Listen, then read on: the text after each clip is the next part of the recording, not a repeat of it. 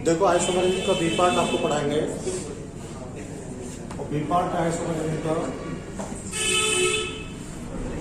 Stereo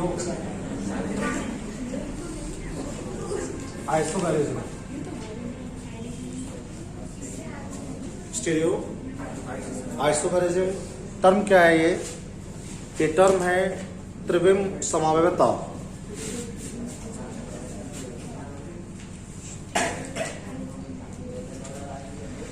त्रिविम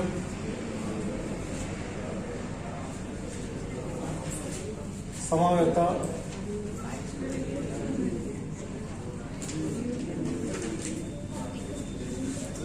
देखिए त्रिविम समावयवता क्या होती है?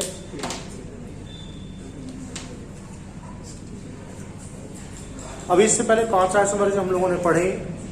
एक तो हम लोगों ने चेन आइसोमेरिज्म पढ़ा, जिसमें चेन हम लोगों को सॉर्ट करना था।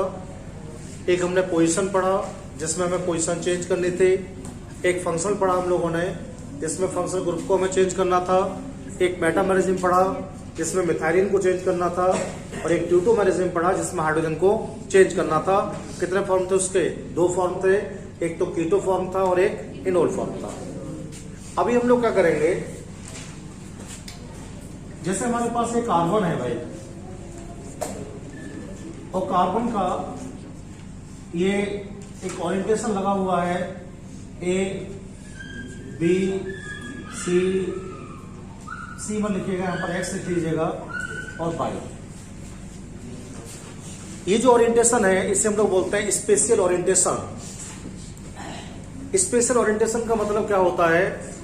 आकाशीय अभिविन्यास कहते हैं इसको हम लोग हिंदी में। आकाशीय अभिविन्यास हम लोग कहते हैं। आकाशीय अभिविन्यास को कहते हैं ये जो ग्रुप हमारे साथ जुड़े हुए हैं ना सारे, जैसे ए लगा हुआ है कार्बन से, बी लगा हुआ है, एक्स लगा हुआ है, वाई लगा हुआ है, ये सारे ग्रुप क्या है? फ्री है स्पेस में। क्या है? स्पेस के अंदर फ्री है। अभी जैसे हमारा स्टैंड है ये भी स्पेशल ओरिएंटेशन के अंदर स्पेस में फ्री है इस समय। तो जब भी किसी कार्बन से जुड़े हुए सारे ग्रुप एटम क्या होते हैं? स्पेस में फ्री पाए जाते हैं, किसी को कनेक्ट नहीं करते हैं, तो उसे बोलते हैं स्पेशियल ओरिएंटेशन। आकाशीय अभिविन्यास हम लोग कहते हैं। हिंदी में आप लोग इसे ऐसे लिख सकते हैं,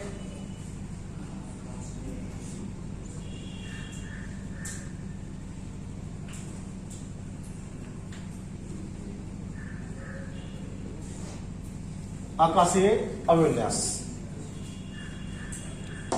देखिए कब होगा आइसोमेरिज्म, ये सवाल है। जैसे कोई ऑर्गेनिक कंपाउंड्स हमने आपको प्रोवाइड किया और हम लोग क्या करते हैं, उस ऑर्गेनिक कंपाउंड्स में एक ही पोजीशन को चेंज कर देते हैं। जैसे हम लोग क्या करते हैं, यहां से एक उठा दें और एक उठा के यहाँ बी लगा दें भाई, एक हम लोग यहाँ लगा दें, और यहां से एक उठा के करें इधर लगा दें, यहाँ पर हम लोग एक्स की जगह ऐसे आ जाए, एक्स की जगह क्या पहुंच जाए, ऐसे चेंज हो जाए, बाई हो गई, या ये आ जाए बाई आ जाए। तो हम लोगों ने क्या काम किया है, कार्बन से जो ग्रुप जुड़े हुए हैं या कार्बन से जो एटम जुड़े हुए हैं, उनका ओरिएंटेशन, उनका जो विन्यास है उसको मैंने चेंज कर दिया है। और जब कार्बन से जुड़े हुए एटम या ग्रुप के विन्यास को हम लोग चेंज कर देते हैं तो साइंस में हम लोग क्या पढ़ते हैं इसके लिए? Orientation change. ओरिएंटेशन। तो जब भी कभी किसी कंपाउंड्स में आप लोग विन्यास को परिवर्तित करेंगे, अभिविन्यास को परिवर्तित करेंगे या ओरिएंटेशन को चेंज करेंगे, ओरिएंटेशन चेंज के बाद जो आइसोमेरिज्म आपको उत्पन्न होगी, उस आइसोमेरिज्म के लिए हम लोग बोलेंगे स्टीरियो आइसोमेरिज्म। क्या बोलेंगे? स्टीरियो आइसोमेरिज्म बोलेंगे। और हिंदी में हम लोग इसे पढ़ते हैं बेटे त्रिविम समावयवता। क्या पढ़ते हैं? त्रिविम समावयवता। देखिए 2 कैटेगरी अभी मैं पढ़ाने वाला हूं आपको, इसकी 2 भाग में आपको इसको पढ़ाऊंगा। और सबसे पहले जो मैं आपको स्टडी कराऊंगा इसमें, वो आपको पढ़ाऊंगा मैं ऑप्टिकल आइसोमेरिज्म के बारे में।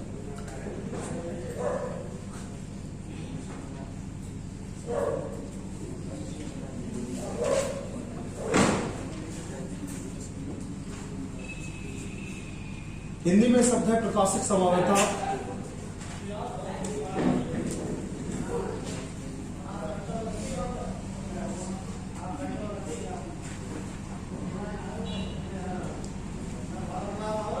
प्रकाशिक संभाव्यता शब्द है भाई हिंदी में। तो प्रकाशिक संभाव्यता क्या होती है ये आपको बताना है। लेकिन प्रकाशिक संभाव्यता या ऑप्टिकल आइसोमेरिज्म को जब मैं आपको स्टडी कराऊंगा तो ऑप्टिकल आइसोमेरिज्म से पहले कुछ जनरल टर्म्स में आपको स्टडी कराऊंगा। ये आपको फुल टाइम याद रखना है, क्योंकि 12th क्लास में जब मैं आपको पढ़ाऊंगा तो दोबारा से मैं आपको नहीं पढ़ाऊंगा, अभी पढ़ाने वाला हूं। 12th में भी आएंगे सारी बातें। इसको पढ़ने से पहले कुछ बातें आपको पढ़नी है बेटे, और वो बातें क्या है उनको आप ध्यान से पढ़ेंगे बहुत। जैसे क्या है, सबसे पहला क्वेश्चन आपको पढ़ना है इसमें, प्लेन पोलराइज्ड लाइट।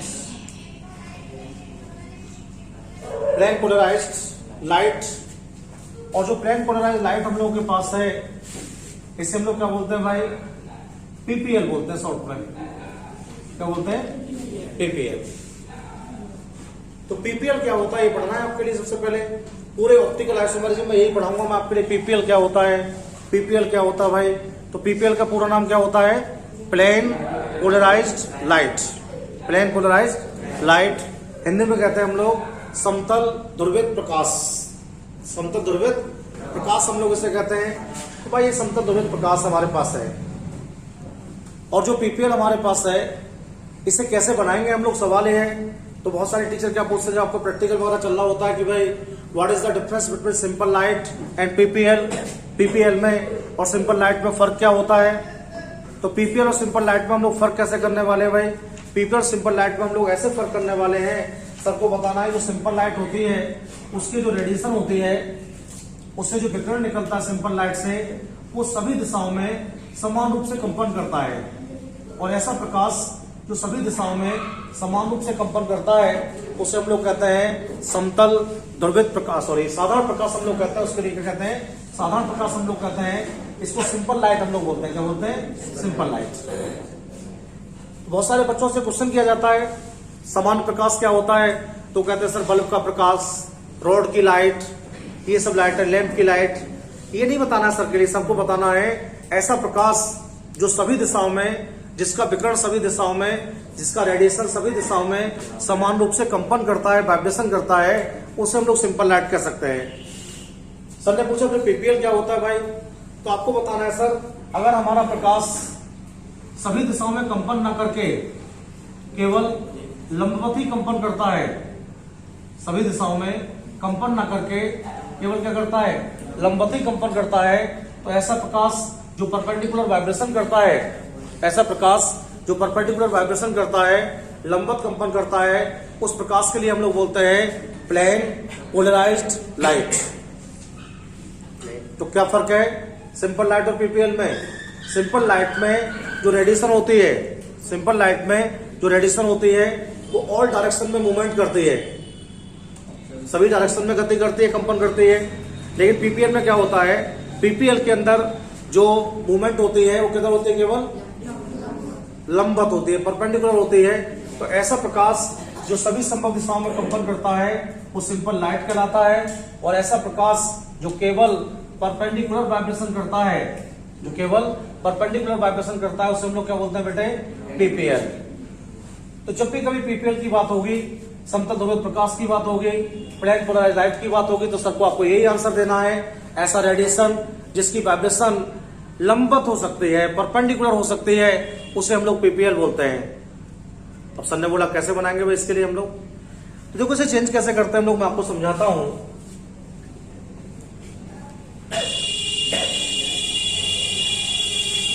जैसे हमारे पास ये सिंपल लाइट है,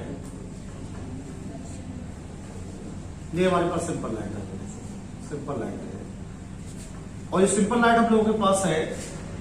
इस सिंपल लाइट को मैंने डाला है निकिल प्रिज्म पर, एनआई प्रिज्म बोलते हैं हम लोग इसके लिए।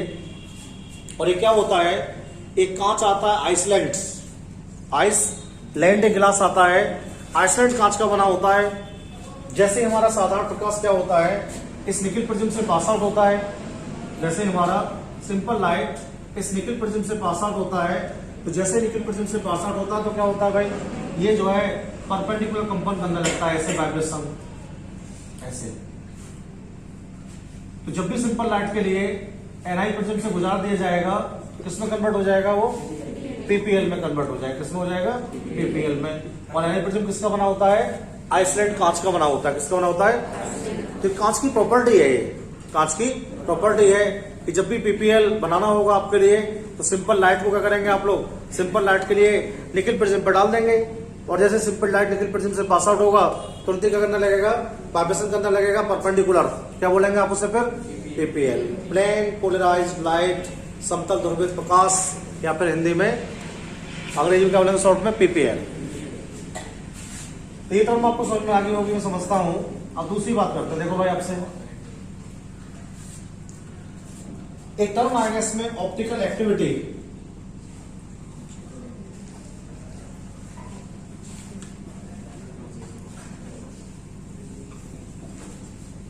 ऑप्टिकल एक्टिविटी, ऑप्टिकल एक्टिविटी क्या होती है, प्रकाश सक्रियता कहते हैं इसे हम लोग हिंदी में।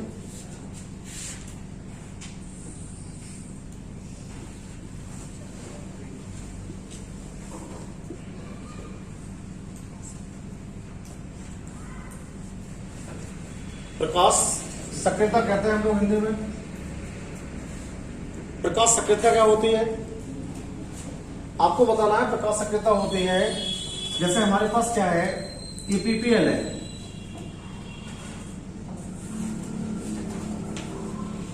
और जो पीपीएल आपके पास है, आपने इस पीपीएल को किसी सब्सटेंस पर डाला है, ये कोई ऑर्गेनिक कंपाउंड हमारे पास है, और जैसे ही पीपीएल को आपने इस ऑर्गेनिक कंपाउंड पर डाला तो इस ऑर्गेनिक कंपाउंड ने आपका जो पीपीएल था इसे बेटे क्लॉकवाइज रोटेट कर दिया ऐसे।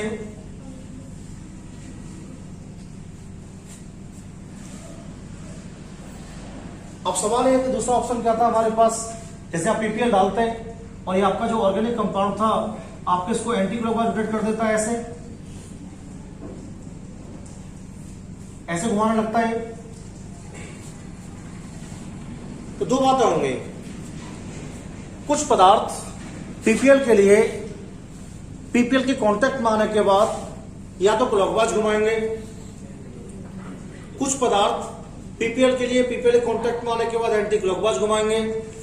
और अगर कोई पदार्थ पीपीएल को घुमाने की क्षमता रखता है, जैसे किसी पदार्थ पर आपने पीपीएल डाला और उस पदार्थ ने पीपीएल को घुमा दिया, क्लॉकवाइज घुमाएगा या एंटी क्लॉकवाइज घुमाएगा।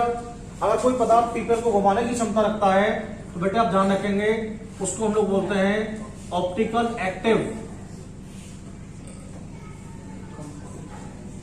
ऑप्टिकल एक्टिव सब्सटेंस हम लोग उसे बोलते हैं, ऑप्टिकल एक्टिव सब्सटेंस हम लोग उसे बोलते हैं। और आपको बताना है ये जो ऑप्टिकल एक्टिव सब्सटेंस है जो पीपीएल घुमा रहा है ना, तो जब भी कोई ऑप्टिकल एक्टिव सब्सटेंस पीपीएल को घुमाता है तो साइंस में हम लोग क्या बोलते हैं इसे, ऑप्टिकल एक्टिविटी। तो किसी भी ऑप्टिकल एक्टिव सब्सटेंस के द्वारा, किसी भी ऑप्टिकल एक्टिव सब्सटेंस के द्वारा पीपीएल को रोटेट करने का प्रोसेस, किसी भी ऑप्टिकल एक्टिव सब्सटेंस के द्वारा पीपीएल को रोटेट करने का प्रोसेस किधर, क्लॉकवाइज और एंटी क्लॉकवाइज। क्लॉकवाइज और एंटी क्लॉकवाइज क्या कहलाता है, ऑप्टिकल एक्टिविटी कहलाता है। समझ में आ गई बात। देखिए दो बातें ध्यान रखेंगे आप, आज के बाद बहुत बात आएगी बात आपके सामने। जो पदार्थ पीपीएल के लिए क्लॉकवाइज घुमाया करेंगे, जो पदार्थ पीपीएल के लिए क्लॉकवाइज घुमाया करेंगे उन पदार्थों को डेक्स्ट्रो बोला करेंगे।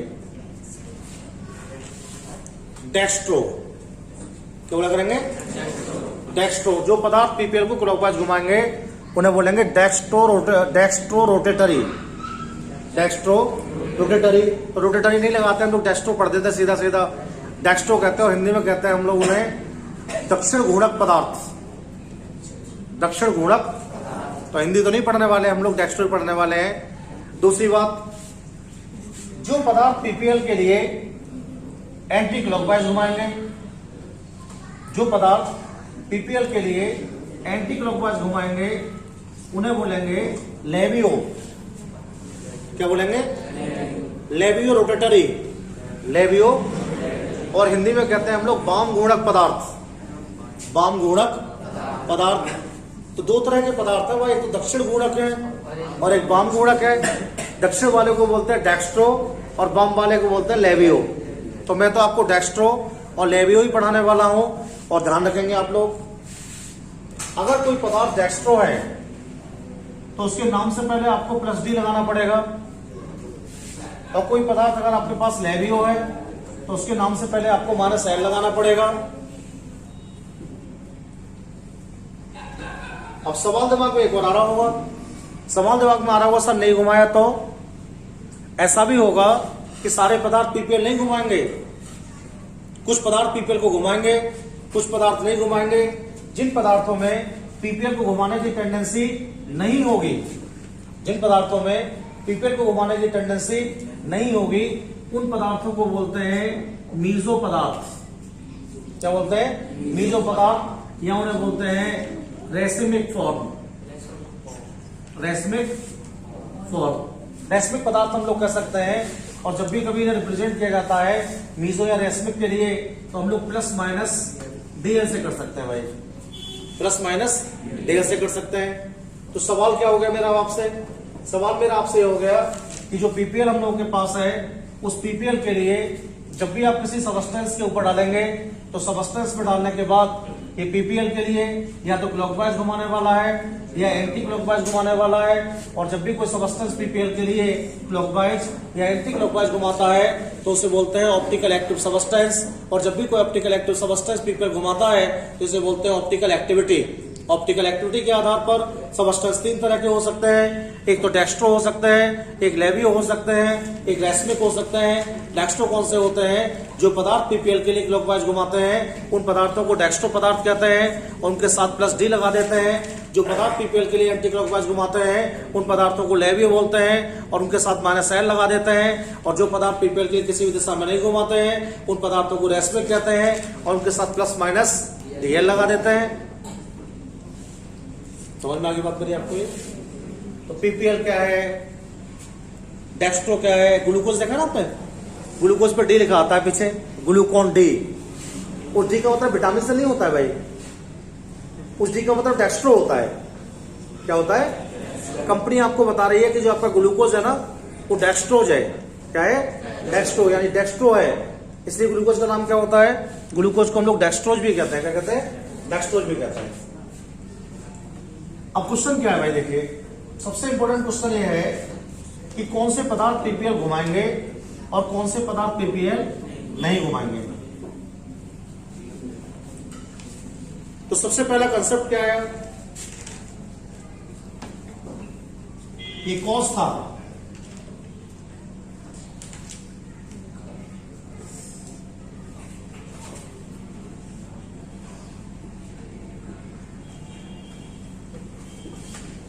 Cause of optical activity. PPL को जो घुमाया जा रहा है, उस पीपीएल को घुमाने की कौन कौन सी वजह हो सकती है, कौन कौन से कारण हो सकते हैं? ये बड़ा इंपॉर्टेंट सवाल है, बहुत बार हमारे एग्जाम में से क्वेश्चन आते रहते हैं। तो देखो, पहला सवाल है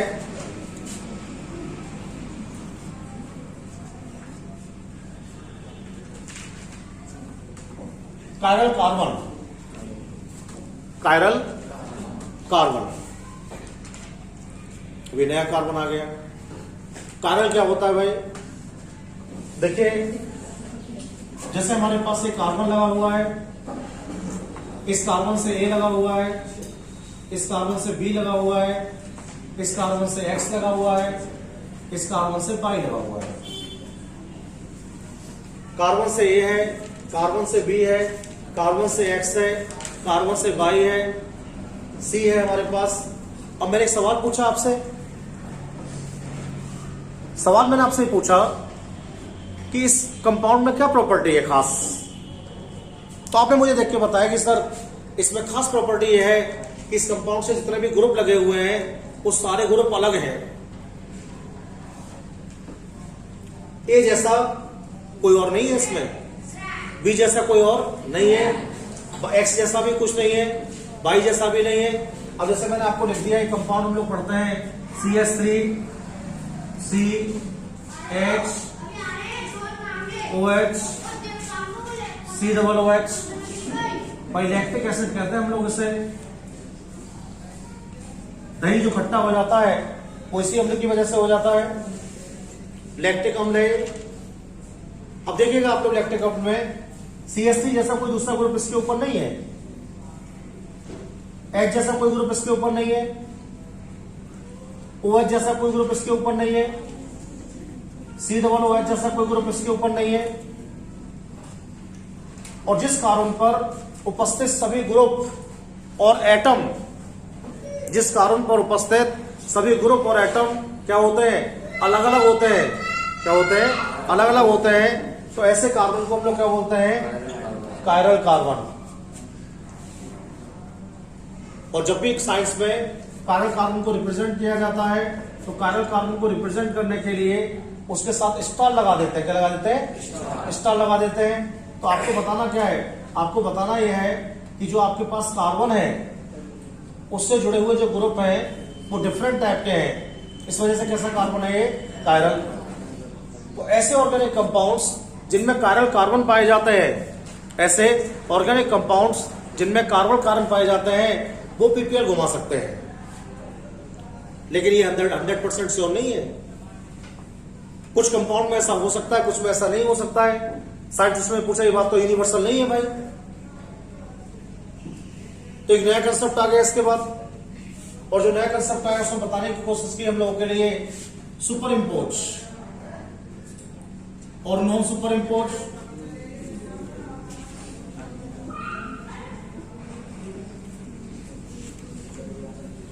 तो नॉन सुपर इम्पोज को हम लोग क्या कहते हैं भाई?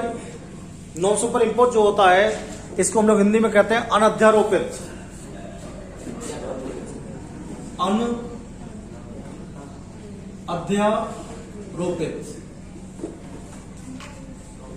अनअध्यारोपित क्या होता है? बड़ा इंपोर्टेंट सवाल है ये, और वैसे भी रेगुलर लाइफ में हम लोग इसको पढ़ते रहते हैं। जैसे आप लोग गौर कीजिएगा, अभी मेरे बोर्ड पर मेरे हाथ का इमेज आ रहा है, देखिए आप ध्यान से, आ रहा है नहीं आ रहा है? और मैं जब पास ला रहा हूं तो इसे ढक दे रहा हूं। अगर कोई ऑब्जेक्ट अपने इमेज को कवर्ड अप कर लेता है, अगर कोई ऑब्जेक्ट अपने इमेज को कवर्ड अप कर लेता है, ढक लेता है, तो इसे हम लोग बोलते हैं सुपर इम्पोज।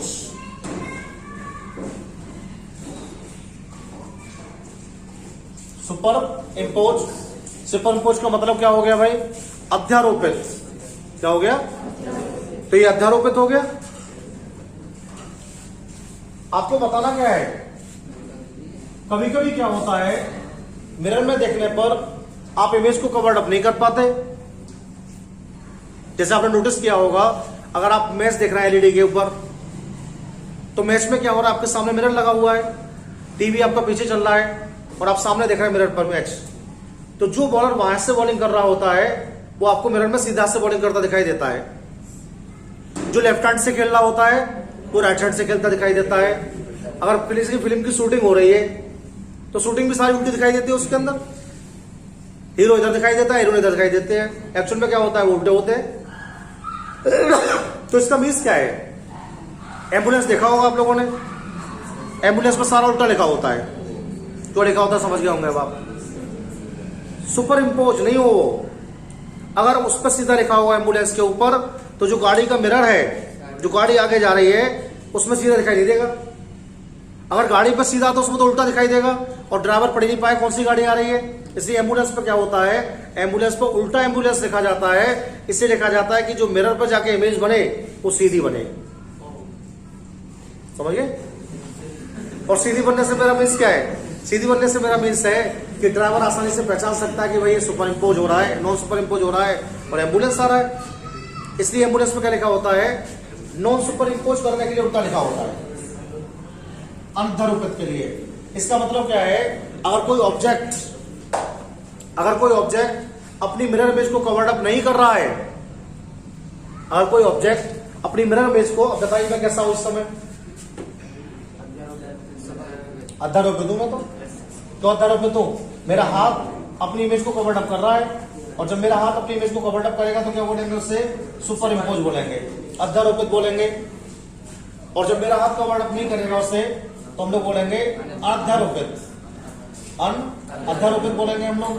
तो आपको ध्यान रखना है ऐसे मॉलिक्यूल्स, ऐसे अणु जो अनअध्यारोपित होते हैं, कैसे होते हैं, अनअध्यारोपित होते हैं, वो ऑप्टिकल आइसोमेरिज्म या पीपीएल को घुमा सकते हैं, पीपीएल को घुमा सकते हैं। समझिए कैसे।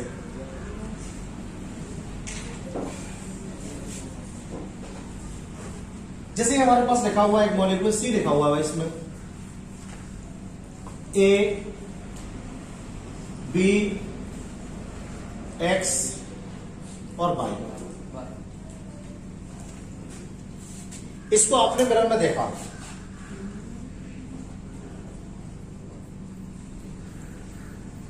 जैसे ही आपने इसे मिरर में देखा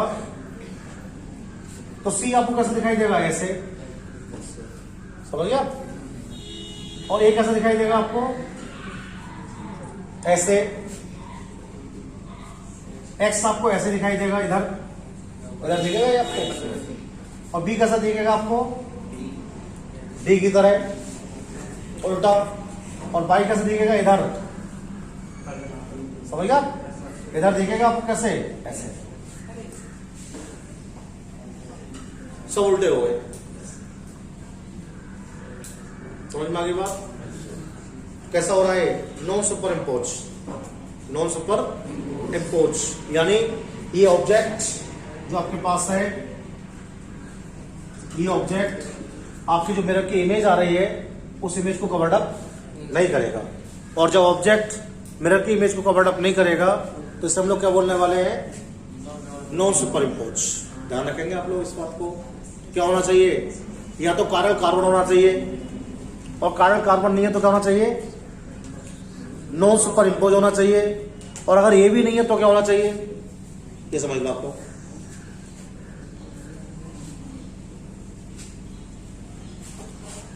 तीसरा टर्म क्या बताया गया इसमें,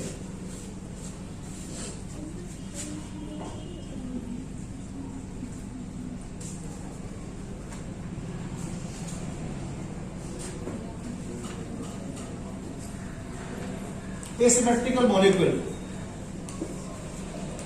हिंदी में हम लोग कहते हैं इसे असममित अणु, असममित अणु हम लोग इसे हिंदी में बोलते हैं। तो असममित अणु क्या होता है, जैसे हमारे पास देखो ये मॉलिक्यूल लिखी है दो,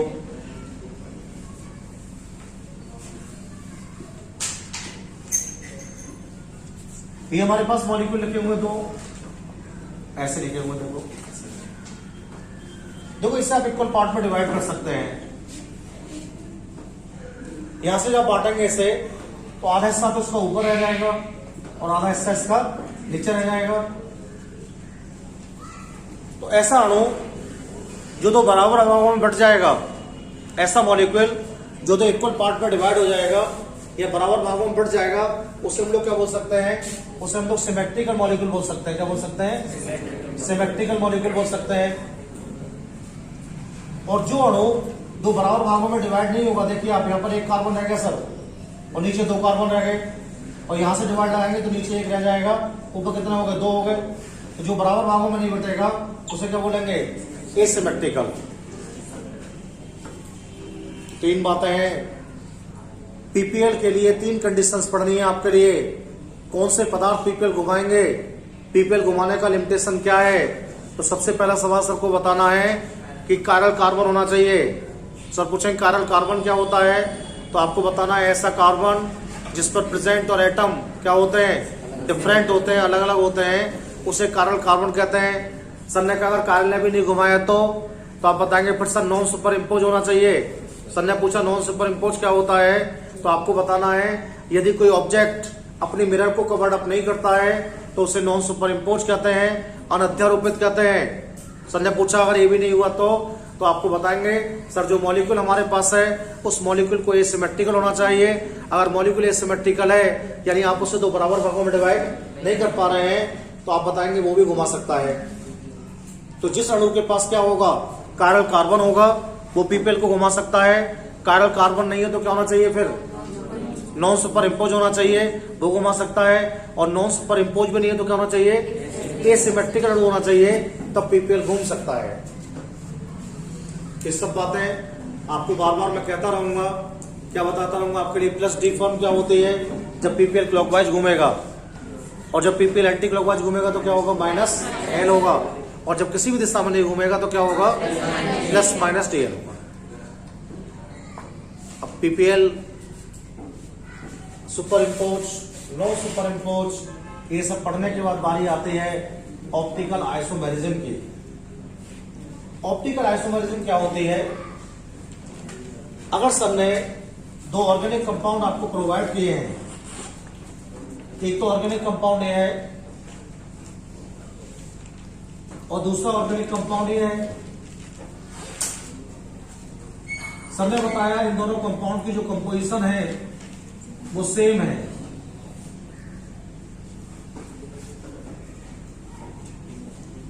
इन दोनों कंपाउंड्स की जो कंपोजिशन है वो सेम है,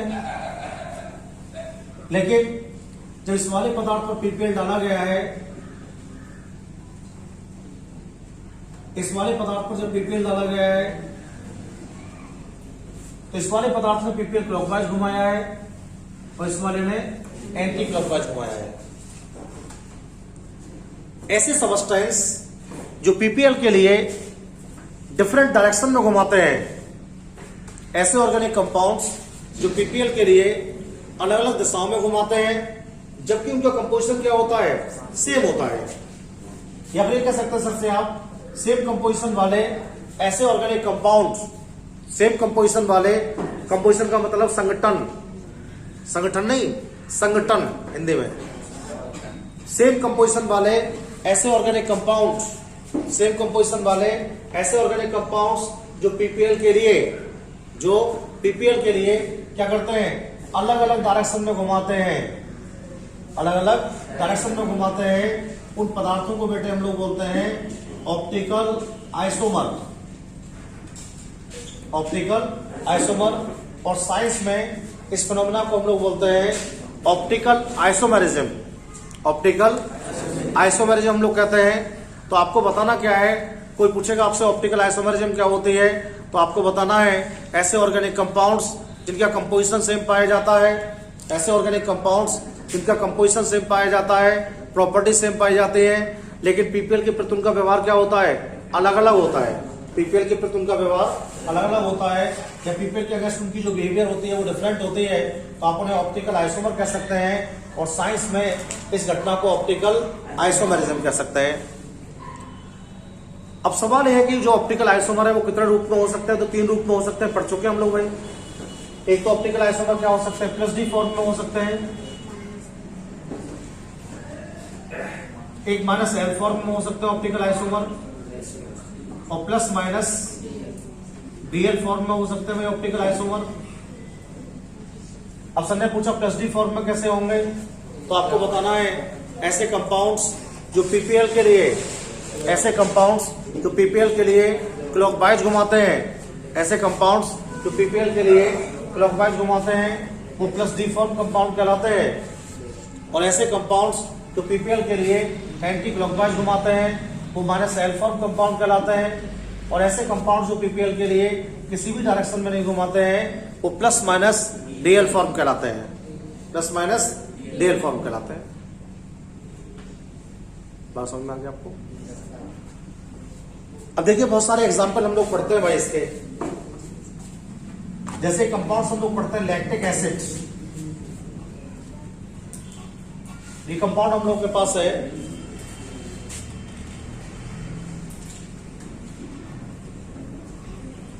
लैक्टिक एसिड, इसका फॉर्मूला है CH3 CH OH और COOH, CH3 CH OH और COOH इसका फॉर्मूला है। देखिए इसमें एक कार्बन सिमेट्रिकल है ये वाला, और जब आप इसकी स्ट्रक्चर करेंगे तो कैसे करेंगे, CH3 आ जाएगा, इसमें H आ जाएगा, OH आ जाएगा और COOH आ जाएगा,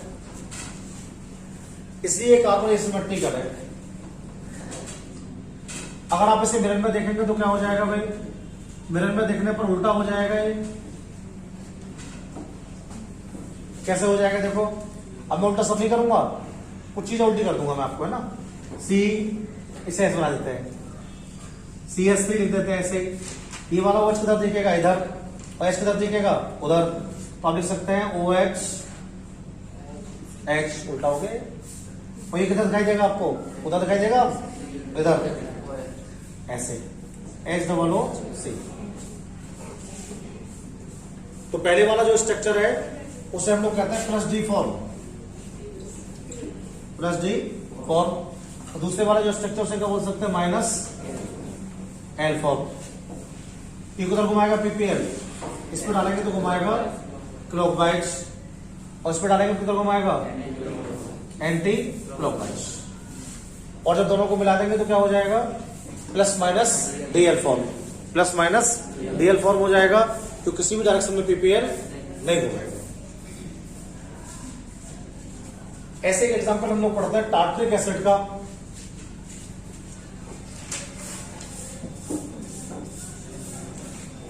ये कंपाउंड होता है, देखिए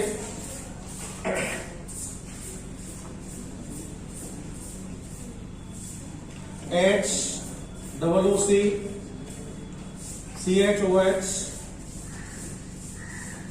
CHOH COOH। देखो ये वाला कार्बन एसिमेट्रिकल है इसमें, और ये वाला भी एसिमेट्रिकल है, दो कार्बन एसिमेट्रिकल है इसमें।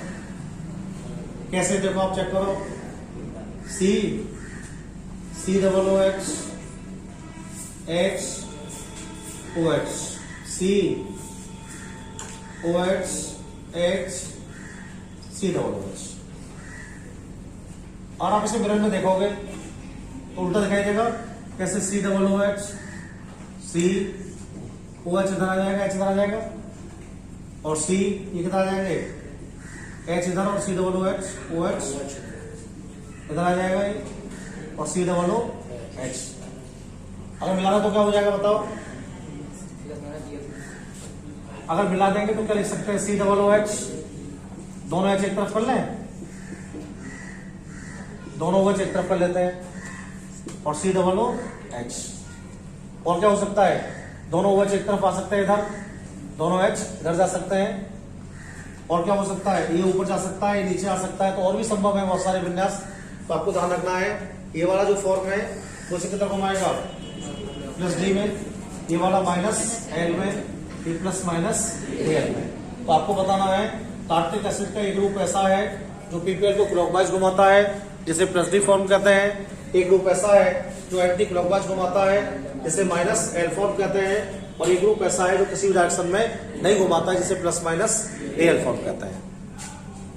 एक बात ध्यान रखनी है, किसी भी कंपाउंड्स में ऑप्टिकल आइसोमर का नंबर, किसी भी कंपाउंड में ऑप्टिकल आइसोमर का नंबर सदैव 2n² से निकाल सकते हैं। ये फॉर्मूला है। अब 2n² क्या होता है भाई, ये कायरल कार्बन का नंबर है, कायरल कार्बन।